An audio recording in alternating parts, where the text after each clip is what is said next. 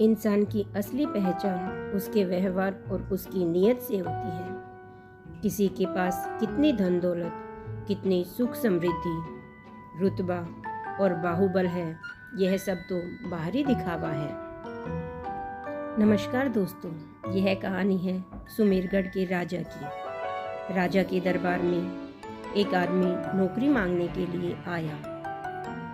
उससे उसकी काबिलियत पूछी गई तो वह आदमी बोला, मैं आदमी हूँ चाहे जानवर, उसकी शक्ल देखकर उसके बारे में बता सकता हूँ। राजा ने उसे अपने खास घोड़ों के अस्तबल का इंचार्ज बना दिया।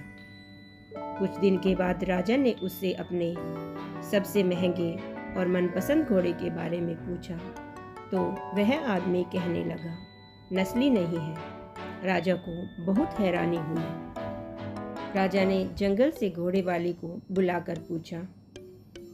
उसने बताया, घोड़ा तो नस्ली ही है, पर इसके पैदा होते ही इसकी माँ मर गई थी, इसलिए ये एक गाय का दूध पीकर उसके साथ पला बढ़ा है। राजा ने अपने नौकर को बुलाया और पूछा, तुम्हें कैसे पता चला कि घोड़ा नस्ली नहीं है?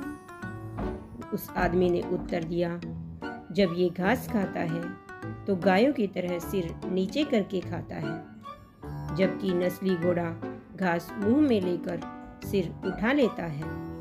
राजा आदमी की काबिलियत पर बहुत खुश हुआ।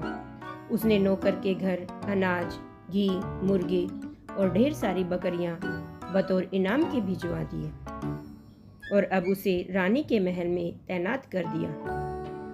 कुछ ही दिनों बाद राजा ने उससे रानी के बारे में राय मांगी। आदमी बोला, तौर तरीके तो रानी जैसे हैं, लेकिन पैदाइश नहीं है। राजा के पैरों के तले की जमीन निकल गई। उसने अपनी सासू माँ को बुलाया और उनसे पूछा। सासू माँ बोली, हकीकत ये है कि आपके पिताजी ने बेटी की पैदाइश पर ही रिश्ता मांग लिया था, लेकिन हमारी बेटी तो 6 महीने में ही मर गई। लिहाजा हमने आपके रजवाड़े से करीबी संबंध रखने के लिए किसी और की बच्ची को अपनी बेटी बना लिया, उसका पालन पोषण किया।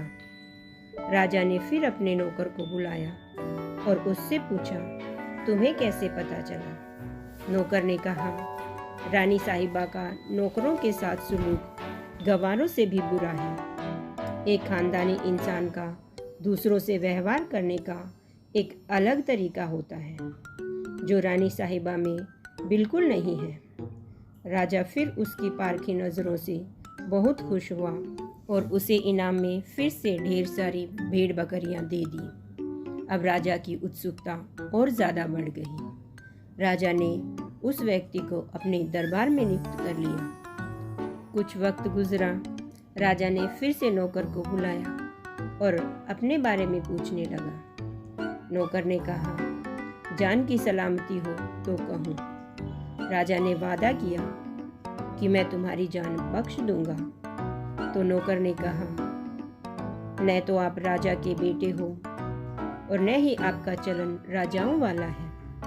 राजा को बहुत ज़्यादा क्रोध आया, मगर जान की सलामती का वचन दे चुका था। राजा सीधा अपनी माँ के पास महल में पहुँचा। माँ से पूछा तो माँ ने कहा, यह सच है, तुम एक चरवाहे के बेटे हो। हमारी औलाद न थी तो तुम्हें गोद लेकर हमने पाल पोस कर बड़ा किया है। राजा ने नौकर को फिर से बुलाया और पूछा, बता, तुझे कैसे पता चला? नौकर ने जवाब दिया, राजा जब भी किसी को इनाम दिया करते हैं तो हीरे मोती और जवाहरात की शक्ल में देते हैं, लेकिन आप भेड़ बकरियां, खाने पीने की चीज़ें दिया करते हो। ये रवैया किसी भी राजा का नहीं, किसी चरवाहे के बेटे का ही हो सकता है।